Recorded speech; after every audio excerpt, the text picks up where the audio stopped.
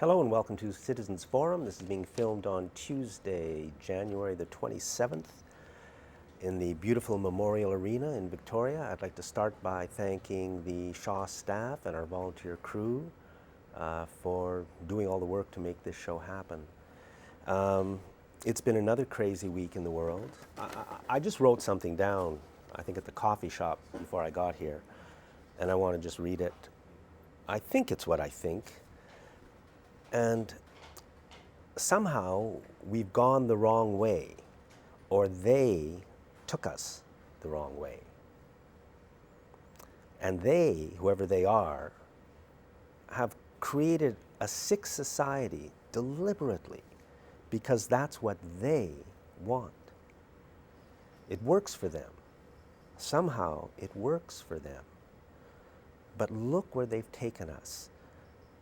And the homelessness, the drug addiction, the poverty, the vicious assault on our environment, the planet itself under threat, war.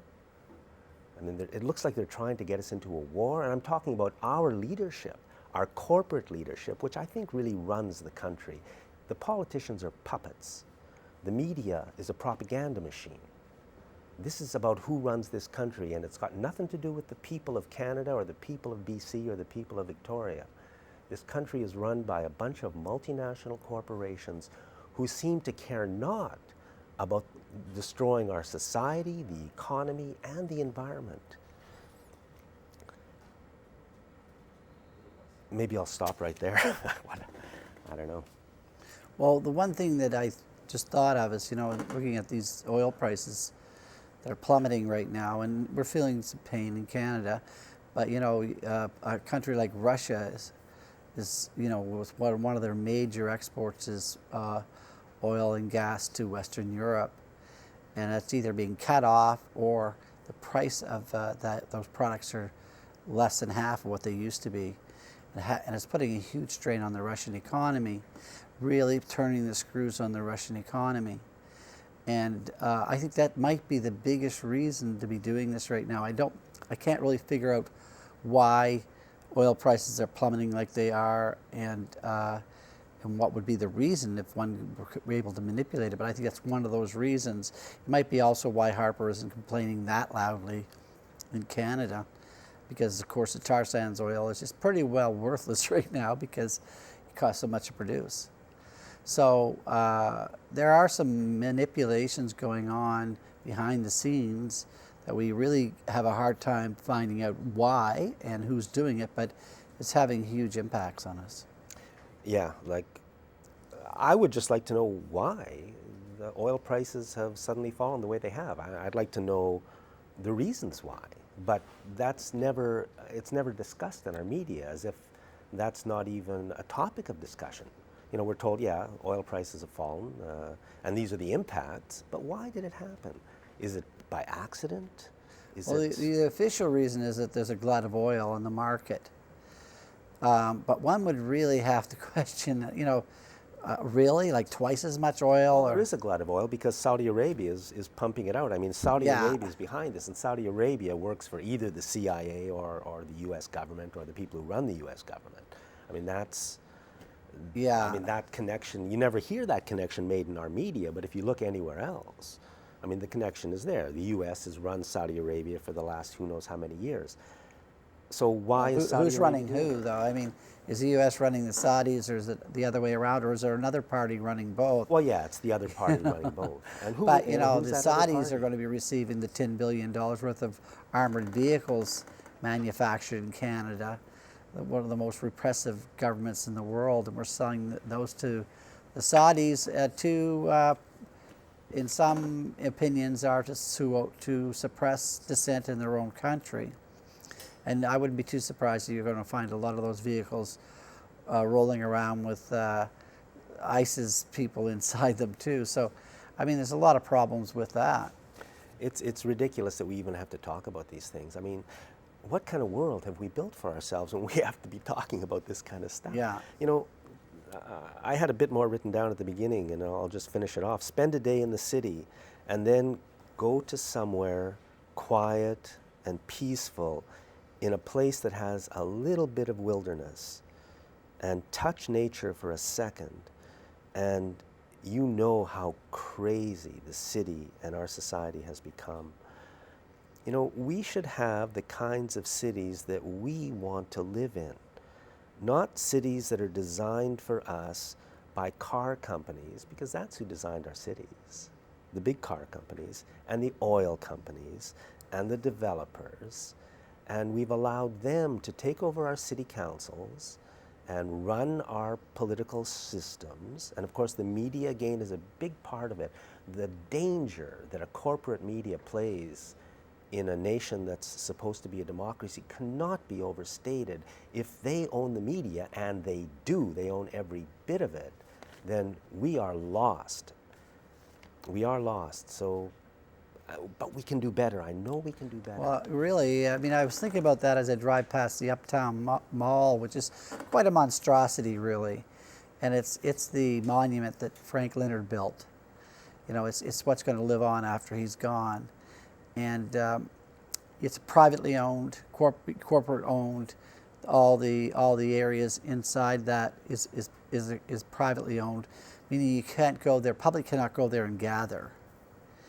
You know, and we had a chance here in Sandhage to build a more traditional model where you have a large public square and where people can gather and exchange ideas. That almost seems like an archaic idea now, but because we're not gathering, and because the city of Sandhage doesn't have a central focal point, it's almost like a non-entity.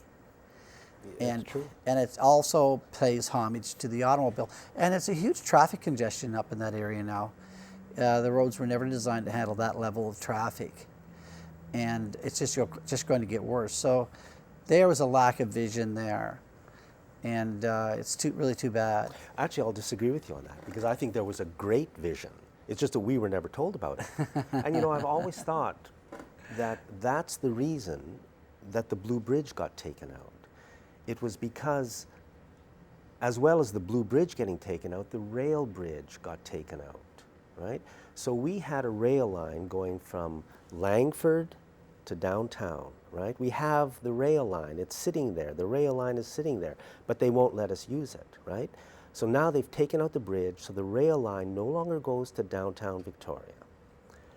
So that's out. The new plan is to build that same rail line to downtown Victoria, but to Uptown Mall, right? At a cost of $925 million, well, that's the, who knows?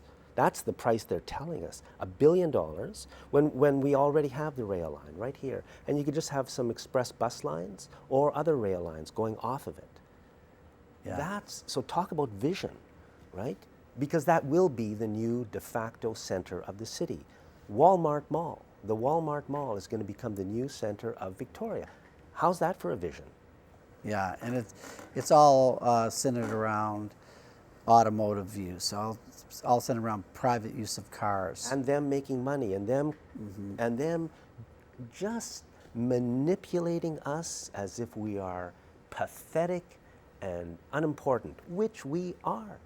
We are pathetic and unimportant because they do this to us every day of the year, and they've done it to us for decades. Well, they almost did it to us with the huge sewage treatment plant that seems to be on the shelf right now. And but you know, thanks to people like Richard Atwell, he saved us from a huge mistake. And I think we can move forward perhaps into a better design for sewage treatment. And that segs well into what we were just discussing about Sandhage Council and the lack of vision there, and the number of people that have been on that council forever, you know. And they've been running that council like a little private club, and in my view, like a little cult for a lot of years. And of course, the head of the cult is gone now, and they don't know what to do with themselves. And you know, the treatment that Richard Atwell has gotten from council, and they seem to be trying to distance themselves from that now. Say, oh, let's just move on and get other things done. Well, you know what? There were some dirty tricks played there, I think, Jack. And And Richard Atwell has real reason to be fighting for his privacy and to be treated fairly, because he's fighting for us citizens. You know, when you can put spyware on the mayor's computer, how safe are the rest of us? And when the council pretended that there was nothing wrong with that, and oh, they didn't know it was on there, and you know, it just doesn't hold water. You know, I can hardly wait. I have reason to vote now in the next election. I was finding hard reason to vote. Well, I certainly would never vote for any of those people that took that position. It's fundamentally and morally wrong, and it flies in the face of fairness and all the things that we hold dear to ourselves, especially the issues around democracy. And they've attacked this mayor unfairly. And I think the Privacy Commissioner and others are going to bear this out, that Richard has every reason in the world to demand not to have that spyware on his computer. There is something very, very wrong in Saanich. There is something very, very wrong in Victoria. Our councils, one thing we desperately need is term limits. You know, Yeah. the people we elect spend too long on the That's council, and they lose touch with the reality that brought them in there maybe in the first place. And they become councillors and they become politicians. That's not what we need. We need people who represent us, who find out what we want and then do it. But as you say, they become the little group, the little club, and it becomes them against us. Yeah. And they seem to get taken in by a higher agenda that is given to them. And instead of representing the wishes of the people, they feel it's their job to represent that agenda and force it down our throats, whether we want it or not. The Blue Bridge was a classic example of that, and sewage treatment was another classic example. And this city really owes a debt of gratitude to people like Richard Atwell, but also especially to the people of Esquimalt. That's right. And Esquimalt City Council. But you know, there's they stood up to it, winds now, of change are blowing over the land. Yeah, they want amalgamation now, so that can never happen again. And number one behind that is CFAX. Who's CFAX speaking for on this issue of amalgamation? Now, you know, the amalgamation topic is fantastic, because I think we get a chance to really look at governance structures in this region. But I just want to reiterate, you know, we have 3 new mayors in Central Saanich with Ryan Windsor, and of course Richard Atwell and Lisa Helps in Victoria. You know, these are all new people with fresh ideas, and you know, I welcome them, and I really hope that they can bring forward a new approach to politics. And we saw what happened to Dean Fortin because of the Blue Bridge, and also he supported the sewage treatment and all that. The public couldn't stand it anymore. You know, you brought up the issue of amalgamation, and I was thinking about that, because we do already have a regional government. It's called the CRD. But the problem is it's not elected, not directly elected by the public. And each mayor chooses some councillors who've expressed some interest, or sometimes councillors put it on the ticket that they want to be on the CRD. But what I really think we should have is an elected CRD, directly elected. These people are making billion-dollar decisions, Jack, and we have no way of accessing The them. trouble is, even if they are directly elected, look at Saanich Council, look at Victoria Council. Directly elected, but it doesn't matter. It's still a nightmare in terms of But they're fundamental one more democracy. layer of bureaucracy removed from the public. Yeah, that's true. And I think the amalgamation issue has been brought up, and they'll probably try to shrink down 2 or 3 municipalities, and because they can control that a little more. But what we need is a regional government. And I think the CRD would work really fantastic if it was elected. Leave the municipalities alone to run their own business, and let the CRD have a regional level of government. Well, you know what? If we're going to have something like that, we should also have a look at municipal government and democracy. Now, the word democracy actually comes from the Greek words demos, which is the people, and kratia, which means to rule. So democracy means the people rule. And that really, I think, is how most people see what a democracy should be. Government of the people, government by the people, government for the people. But I think we live in a city, a province, and a country where there is virtually zero democracy. What we want does not matter. So yeah, let's look at those issues of amalgamation and governance structures. But let's also look, how do we change things to make the system democratic? Because if we don't have that, as we can see, we've got nothing. We've got to build some more democracy into our system, because I think if we can do that, we can start to move in better directions. I don't know how to do it, especially municipally, but just there's got to be things that give the people power, and we have none. Well, the threat of having your taxes raised for $500 a year for perpetuity got a few people out to the polls last time, and a few people didn't get elected, and other people got elected because of what was happening there. So I think the public, we has to become more engaged, and that will be a solution. And I really think the more directly accountable whoever you're voting for is, the more likelihood that things won't go too far off the rails. And that's why I like these small municipal governments, because they are accountable and they are very accessible. Like the mayor of Central Saanich, Ryan Windsor, comes to our recycling depot and works his buns off for 3 hours every fourth Saturday of the month. And he's right there talking to us. He's just one of us, and there's a feeling about that just seems to be right. Well, I agree. I agree.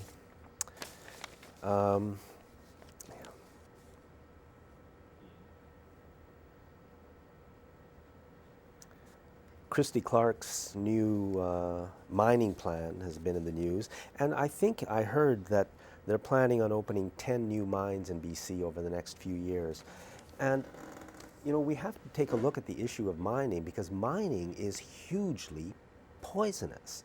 What happened at Mount Polley was one of the greatest environmental disasters in BC history, man-made environmental disasters. It's completely gone from the news as if it never happened. We're told, yeah, blah, blah, blah.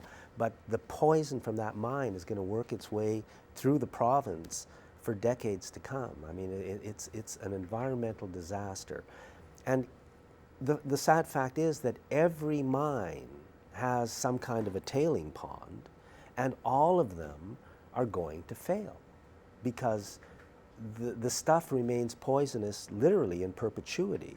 They tell us that these tailing ponds are built to last in perpetuity. Well, how blank and crazy is that? We're just passing this massive amount of poison down a generation or 2 generations. How insane is that kind of a policy? Imperial Mines is the guys that, that they own the mine that had the tailings pond that failed. Did they allow it to fail? We're going to find out sooner or later, perhaps. But obviously, there's some big problems because of the evidence. But they're all going to fail. Each one of them. It doesn't matter. Even if they don't fail, they're going to fail, because nobody's going to be looking at them. What are the lessons we learned from that, Jack? Well, what are the lessons the provincial government learned? Imperial Mines is opening an even larger mine somewhere else. Nothing has changed. They're not upping inspections. They're not making stricter environmental standards. So shouldn't we somewhere in the media be told this? I mean, I just happened to find out since Mount Polley because I looked into the issue of tailings ponds and all of that. And I mean, it's kind of shocking to be told that they are all going to fail. All of that poison that we're taking out of the earth because we want a little bit of copper, nickel, gold, or silver, or whatever it is we want, all of that poison is going into our environment. They should be, in my view, they should have to treat everything that they dig out of the ground. Everything should be neutralized. A lot of these things that are poisonous are also useful. These heavy metals are also useful. So if you dig it up, you've got to take care of it. That's the way it goes. And if you want to mine under those conditions, you're welcome. Basically, we're going to have to cut down. Don't leave your garbage behind you for others to deal with. I think we're going to have to cut down. For example, we really can't have cars anymore. I mean, I thought that was kind of clear 20 or 30 years ago, but the powers that be, instead of saying, yeah, we're destroying the planet, we can't have cars anymore, and building us a great public transportation system have done the exact opposite. And there's more cars than ever, and that's the plan. More poison. I mean, we're destroying the planet. Yeah, larger cities in Europe are more and more of their cores are going car-free, and this is a great way to go. So that if you drive your car to the city, you got to figure out some place to put it, and it's going to cost you money. And you can just by structuring what it costs to drive in a way that's fair to everybody, because all these roads and highways, not everybody drives, but we all pay taxes, and those services should be paid. The higher fees should be charged for driving, and on the other side, for pedestrians and for cyclists and people that find other ways to get around, they should be rewarded by getting incentives, free bus passes, and things of that nature. It's not very complicated. Well, let me tell you how people are rewarded for taking the bus now. You get to stand like on a street corner that's this big in the cold and wet with people splashing water on you as they drive by in air-conditioned comfort listening to the stereo. And then you get on a noisy, dirty bus and that bounces you around, and if you got to make a connection, you got to wait. That's how you're rewarded for taking public transit. Walter, thank you very much. Always a pleasure, Jack. And thank you for watching this segment of Citizens Forum. Welcome to segment 2 of Citizens Forum, being filmed on Tuesday, November the 27th. Our guest in this segment is Mehdi Najari. Mehdi's been on the show many times before. And Mehdi, we're going to be talking about what happened with the terrorist, I don't know what to call it, but what happened in Paris, France? The massacre in Paris, France, and the fact that the whole media is trying to make it as a Muslim problem. We have a Muslim problem, and the Muslim are terrorists. They are fanatics. They are supporting violent action against anybody that speaks against them. This is what they are. This is the story in our media. It is, and they're just day after day after day. I watch CTV National News almost just to document it, and it's like they want us to be in a war. They are saying it's a war of civilization. Either you are with us or against us. That's the mentality. But this time they are talking about 1.8 billion people. Let's look at this matter. First of all, I should say that I am coming from a Middle Eastern country. I speak as a Middle Eastern, not as a Muslim. I am atheist. So I'm not speaking for the Muslim people. But I think every conscientious human being should speak out against demonizing the Muslims in Western countries for no reason. And we should have decency to say no to the propaganda machine that is going 24/7 to demonize Muslim and justify intervention in Middle East and the devastation of the Middle Eastern countries. What's happened in January 7th, there was 3 young men with too much testosterone and too much hate in themselves, committed a heinous crime, killing 10 journalists, 3 policemen, and 4 members of Jewish community in France. In separate actions. Nobody can support that, but we can understand what is the background. We should go and look at the background. Everybody were talking about free speech. Oh, really? Oh, we have to have the right to offend. That's the part of democracy, they said. Oh, okay. Is that applied to everyone or some people? When somebody offend Muhammad and the people and the Holy Quran that is sacred to Muslim is okay. But if you mock Holocaust, you go to jail. You are going to prosecute it.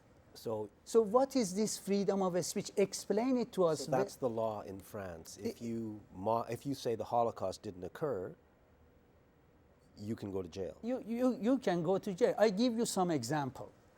For example, here is Charlie Hebdo cover on July of 2013. It showed an Arab guy, Muslim guy with the beard and crazy eyes, having Quran in front of himself, and bullet is going through Quran and hitting him. The caption on the Charlie Hebdo is Quran is shit. It doesn't protect you. When did they publish this?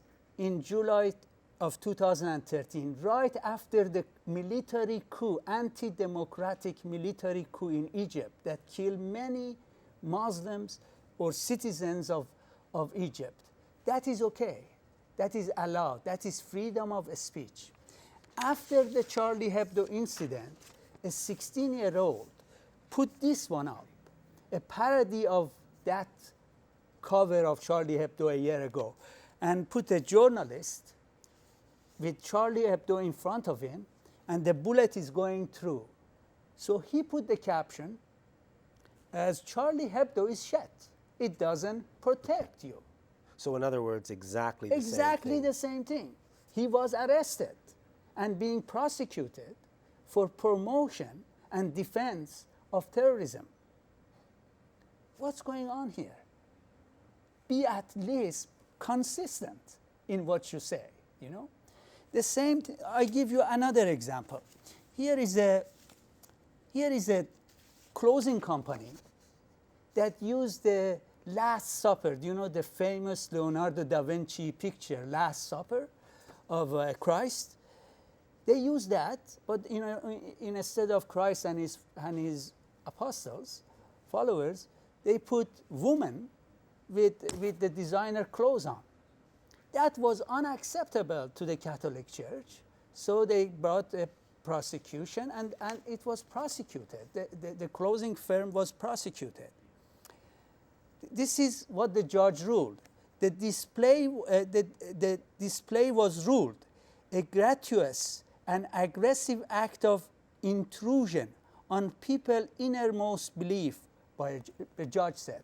And then he said, then the defense said, when you trivialize the founding act of a religion, when you touch on a sacred things, you create an unbearable moral violence, which is a danger to our children. So this happened in France? In France, in 2005. And for that? For putting women in place of the Jesus and because it was and insulting using to the and Catholic just Church.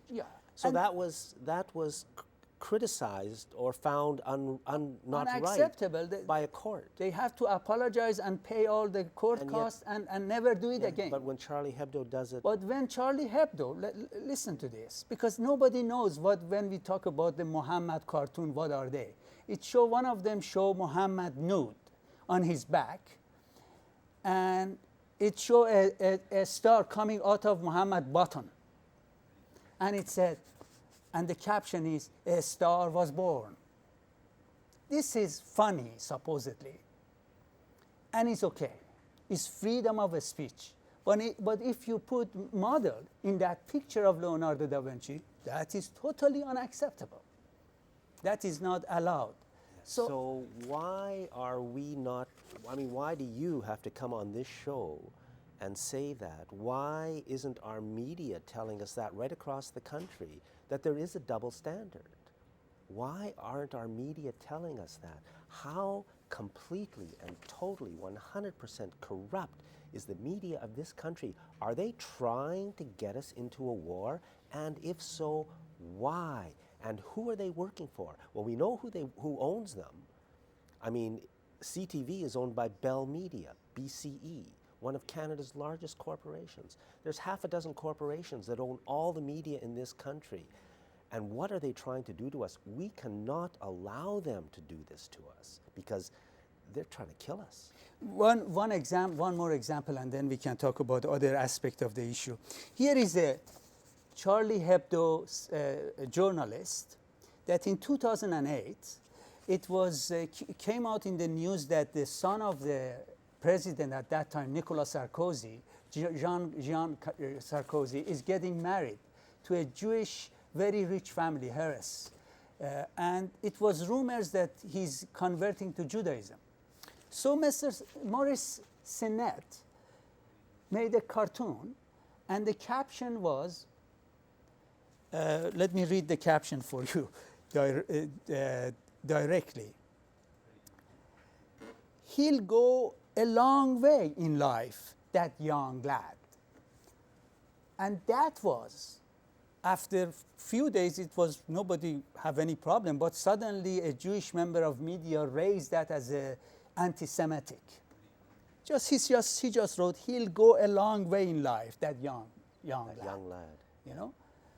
And that was cause of firing this man from Charlie Hebdo and prosecute him for incitement to violence and many other things. Yes, this is the way. So supposedly you are a young Muslim man living in France. Let me tell you about the Muslim in France. They are about 7.5% of population, between 6 and 7 million Muslim live in France, coming from the colonial areas that French, Algeria and other places that devastated France, devastated them. And then they are 60% of the prison population. That type of statistic brings us here to Canada.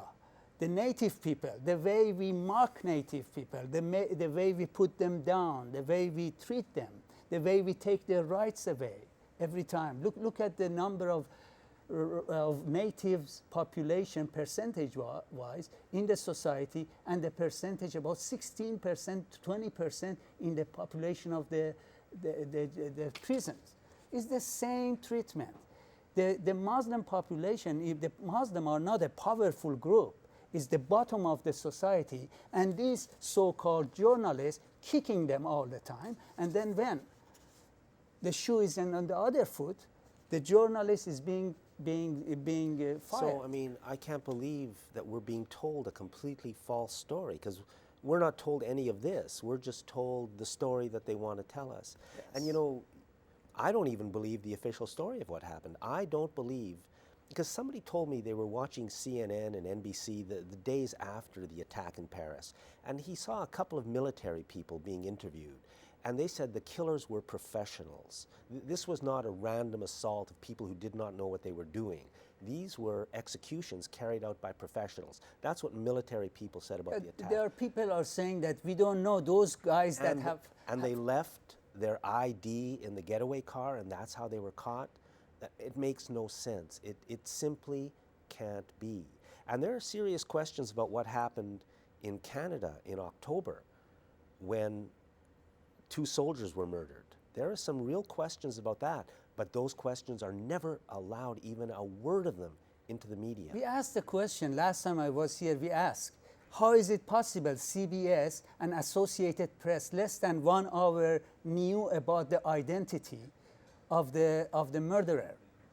It's impossible, except somebody told them because somebody knew what's going on. The same thing is true in Paris. What's happened in Paris, the people that were involved, they say they were involved, because I think those people that did the killing maybe are different than the people that were later supposedly be announced as a killers. But if those people were known to the authority, they were under surveillance. So how is it possible every time that something happened, an incident happened, the authority are having the subject under surveillance?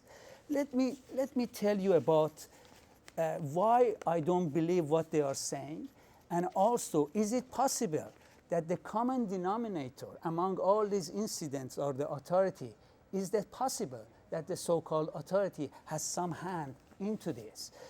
Here is, we talk about, I think other guests talk about the Operation Gladio, when they were killing people in Europe and blaming the leftists in 60s, 70s, and 80s. And when you say they were killing people, you mean basically the CIA? CIA and MI6 and other intelligence Killing agencies. people in Europe and blaming the left-wing parties Yes. for it. Here is one statement, quote, "You have to attack civilian, the people, women, children, innocent people, unknown people, far removed from any political game. The reason was quite simple, to force the public to turn to a state to ask for greater security." Who said that? Here is sworn testimony by Gladio agent Vincenzo Vinciguara. And what he's saying was to demonize designated enemy and frighten the public into supporting ever-increasing power for government leaders and their elitist cronies. So maybe we should mention that I think 2 or 3 days ago we're told again by CTV and our other media that we're being threatened by ISIS. ISIS is once again threatening Canada.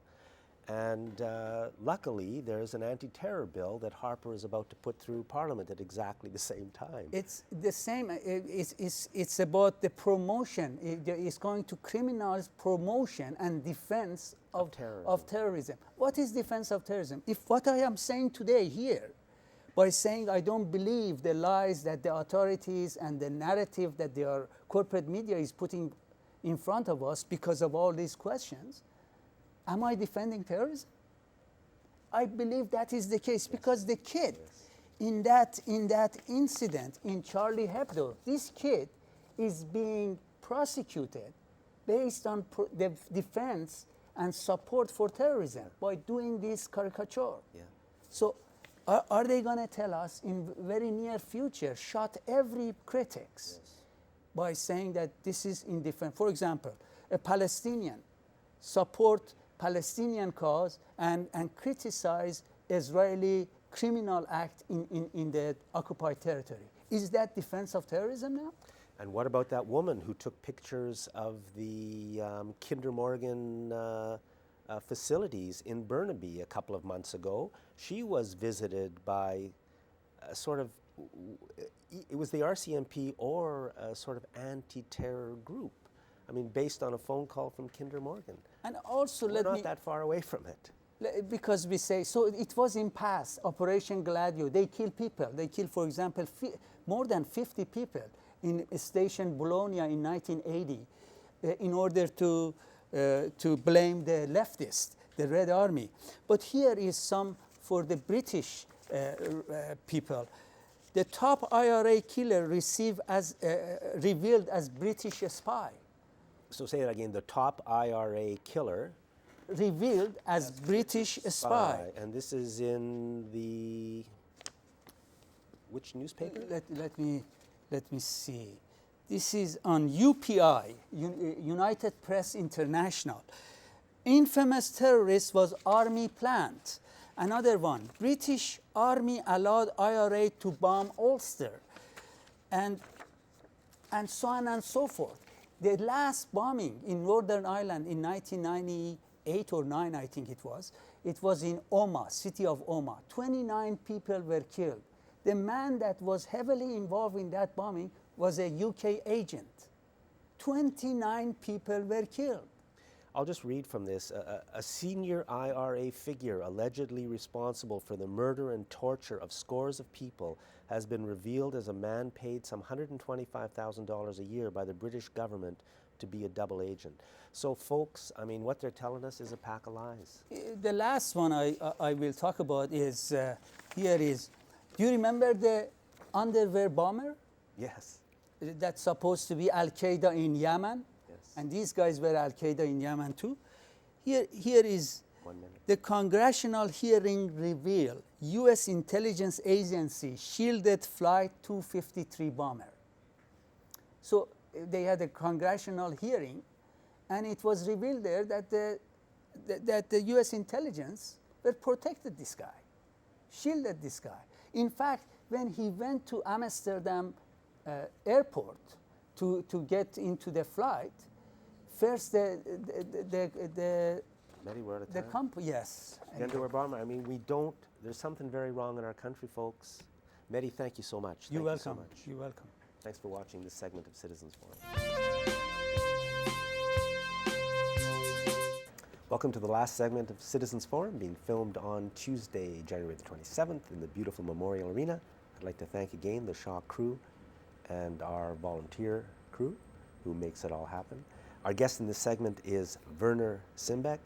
And Werner, thanks for coming. And we're going to be talking about abrupt climate change, which I think is a possible nightmare, that as if we need one more nightmare.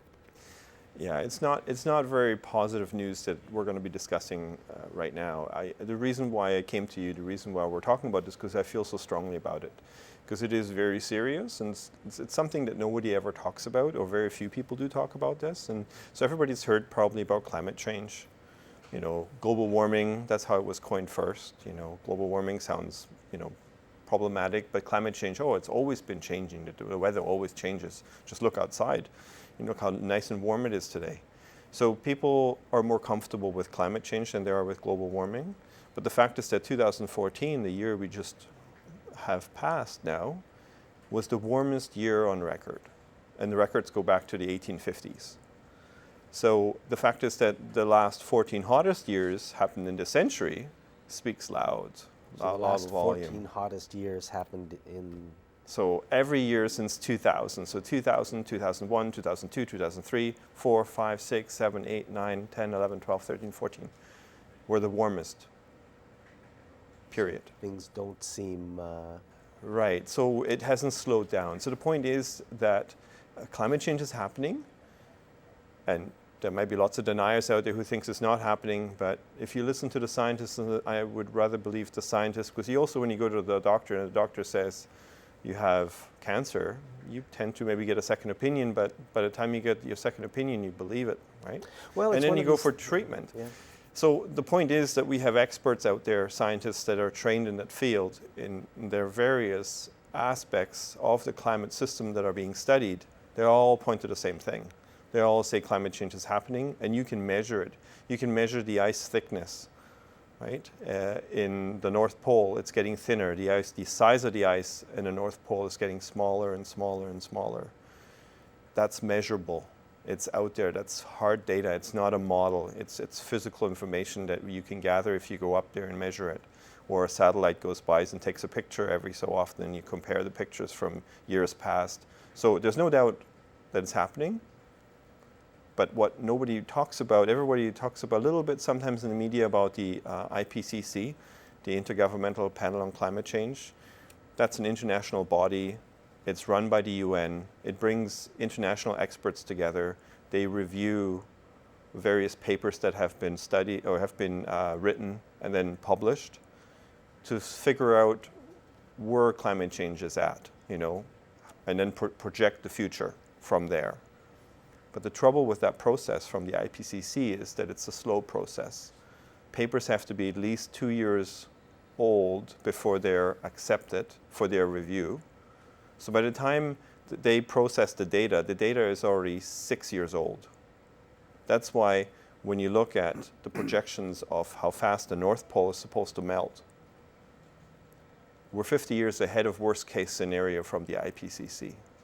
Now the last report that they just released did point out that we're in a runaway climate change scenario. Runaway meaning it's going with, we don't have to do anything anymore. It's already progressing on its own. And without geoengineering, without interfering, without us manipulating now the weather, we will not be able to stop it and slow it down. So anyway, so abrupt climate change, just to sort of explain to you why I'm here and to explain this. So when people hear about ice melting, so I just mentioned that the North Pole is getting smaller, but even what I'm an engineer by training, and something that I didn't appreciate, and I just learned this, I had to sort of look at the books and relearn this. When ice melts, there's a phase where if you have an ice cube and the ice cube is at 0 degrees Celsius, it takes energy to convert that ice at 0 degrees to 0 degrees water. Okay, it takes for a gram of ice to go from a solid phase to a liquid phase, it takes 80 calories of energy. So then the question was, somebody posed that and goes, well, what happens to that 1 gram of ice at 0 degrees Celsius if you apply 80 calories of energy. Well, by definition, it's actually 80 degrees Celsius warm. Okay. So, when it takes 80 calories of energy to move it from the ice to the liquid, still at the same That's just- temperature. that's right. And then if you put that same 80 Energy. degrees of 80 energy, 80 calories calories, of energy, yes. it goes from 0 degrees to to 80, 80. This doesn't sound good. No, it's not good at all. And that's where the abrupt thing comes in, because once the ice is completely gone, and it's estimated to happen in the next few years, that in the summertime, the North Pole will be completely ice-free. You have all the solar radiation that used to reflect off the ice now is being absorbed in the ocean. But the fact is that the ice, in the melting process, used up so much energy, it just gives you this appreciation how much energy it took, right? It's like this double whammer. So once the ocean becomes ice-free, it gets warmer quickly. So it changes quickly. And the ice in the North Pole, most people don't realize this, it's like the air conditioning unit of your car. So if you ever drive on a hot summer day, maybe through the Okanagan, or you're down in Arizona with your windows up and the AC doesn't work, you're going to be in trouble real quick. And that's what we're talking about. You know, I can't believe that we've gotten into this mess and we don't even know about it. I mean, it's like it's not even happening. Well, it's ignoring it is easier, I suppose, than But it's not that accepting we're it. ignoring it. It's like there's a deliberate plan to make us ignore it because we're all worried about ISIS and who's going to win the Super Bowl this week. Yeah. You know, it's like it's not even mentioned. So the scientists that take this serious, and there are some, they basically say that human extinction is at stake. Right? We're talking about human extinction, not about a few terrorists killing a few people. Like ISIS, I mean, it's terrible what goes on in the world, but that fades in comparison to what we're about to experience if the scientists are right. And it sure looks like it. The weather that we all experience is unusual. It's no longer what you're used to, right? We had a really hot summer last year. Let's see what happens this year. But the thing is, this can run away on us, right? There are tipping points where once you get past them, you can't go back. And that's what I'm so worried about. You know, what can we say about our media that, I mean, I first heard about climate change 2 decades ago and have followed it ever since, just in the way the media covers it, because I'm interested in media. It is a complete betrayal of the human race to allow this to happen. The media, oh God. And of course the media is made up of nice people, but unfortunately it's owned by the money oil interests, boys. right, that are at stake. There's a lot of profits that are invested or that need to be had, and those profits basically are going to disappear if we realize what the IPCC, even as being a conservative body, even if we were to do what they are suggesting us to do, that means we have to stop burning any fossil fuels within a decade or two. So we have to stop burning any fossil fuels within a decade. Yes. We can do that. We have to stop burning any fossil fuels within a decade. It's going to mean a very different lifestyle. We should have started the change 30 years ago, but we can still do it now. But we've got to start doing the right thing, and we've got to change our leadership because they are totally corrupt and seemingly insane. Yeah. Well, Werner, we're out of time. thank you. Thank you very much. Thanks for watching this segment of Citizens Forum. Welcome to the last segment of Citizens Forum, and we're going to be following up on the climate change issue that we were just talking about with Werner Simbeck. Our guest in this segment is Elizabeth Woodworth. And Elizabeth, you want to talk about why has society been so paralyzed in addressing this dire emergency of global warming, which is exactly what's happening? That's the big question. This has been going on for 20 or 30 years now, and the essential core of it is that there's been a false debate promulgated within the media about the credibility of climate change science, where it looks as if there's equal representation on both sides of the issue, climate denial and climate science, climate devastation. And this has been sustained in the media by the enormously wealthy fossil fuel industry. And there's an absolutely shocking article in The Guardian in 2013 showing that anonymous billionaires donated $120 million of dark money to more than 100 anti-climate groups working to discredit climate change science. So this ready stream of cash set off a conservative backlash against Obama's environmental agenda that wrecked any chance of Congress taking action on climate change. It was all done with a guarantee of complete anonymity for the donors who wished to remain hidden, including the Koch Foundation and ExxonMobil. So the fact that this has all been suppressed in the media has left the public with a false sense of comfort, where we think, well, maybe it's happening, maybe it isn't, so let's go on with business as usual until we really know. Yeah, it's such a minor issue in the media that, you never really think about it. You got bigger things to worry about, like international terrorism. Absolutely. Created by the same people who are probably funding the anti-climate groups. That's right, and the terror issue is, we've talked about this before on 9/11, that's the same issue. It's oil, the Middle Eastern oil. So we've got oil behind both these phenomena that are not being covered properly in the media. This is an intergenerational issue, and I went to a really shocking meeting last night at UVic. The students are not feeling any sense of comfort, and they've brought the issue of divesting. They want UVic to divest from fossil fuels investments. So they managed to get a big program on last night with 5 really high quality, well-known panelists to talk about this. And there were 2 students.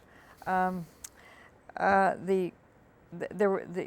UVic's president introduced the whole session. There were about 200 people there, and the student was absolutely articulate about his grave fears and worries about the future. He's saying the university must divest as a symbol of its commitment to dropping fossil fuels. And there was a native Cree woman from Alberta there also, who was testifying about what's happening in the lakes around where she lives and all these cancerous fish and so on. Coming from the oil tar industry. sands.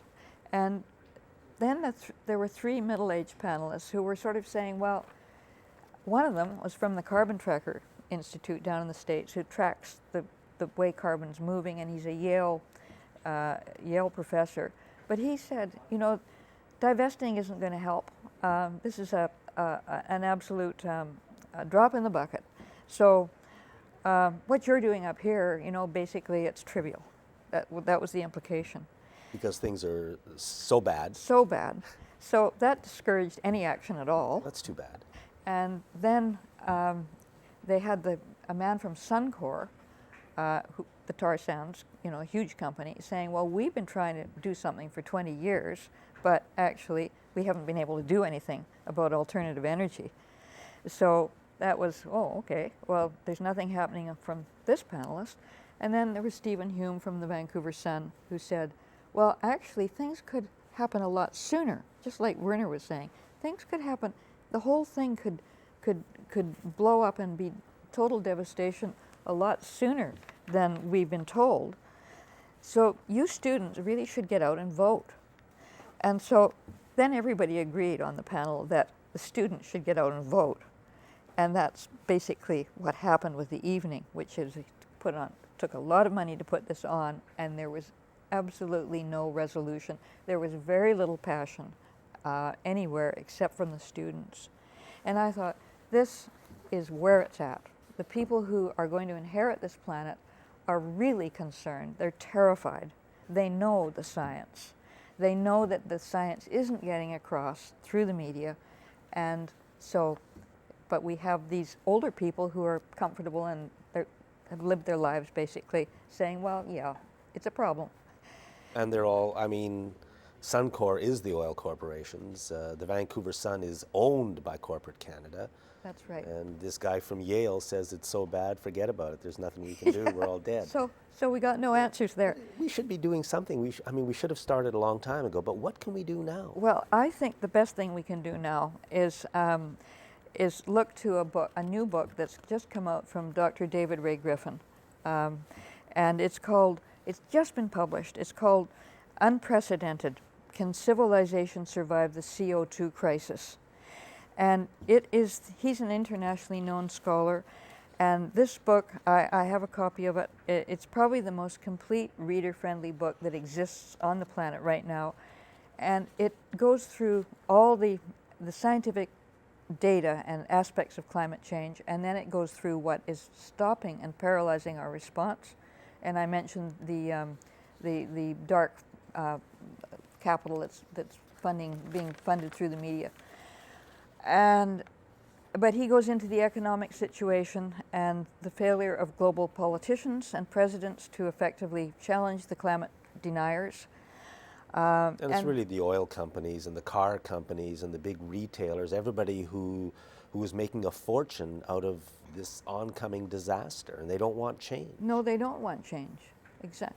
But Dr. Griffin is a theologian, and he specializes in the moral and spiritual and religious aspects of this. So he makes all the case for the responsibility that we must take up now. Okay, so what can we do? Here we are. Okay, well, About 1 minute left. all right. Now his book is available, but I briefly just summarized the actions here. He says we need to transition to now affordable clean energy. It's starting to be a lot It cheaper. would be nice if we did. If the government, if Harper started, instead of subsidizing the oil companies, he started asking the oil companies to transition and applying those subsidies. Well, Harper works for the oil companies, so he's probably not going to do that. Well, But we can hope. we can hope. Okay, what else? What can we do? We can Stop driving. stop driving, Yeah, absolutely. That's not going to happen. But we need to demand that we mobilize very quickly at wartime speed, as if we're fighting a war, because this is a war against our own behavior. And if we can realize that it's our own behavior that's the enemy, Yes. then we can mobilize very And quickly. start to build the massive public transportation systems that can give us exactly what we want and something better down the road. It really can be good. And that's what we've got to do. We've got to get rid of the cars, move to public transit, which can be clean, quiet, safe, comfortable, happy, friendly, and wonderful. And wonderful. And our grandchildren get to live. Maybe. Elizabeth, thank you very much. Thanks, Jack. Thanks for watching this segment of Citizens Forum.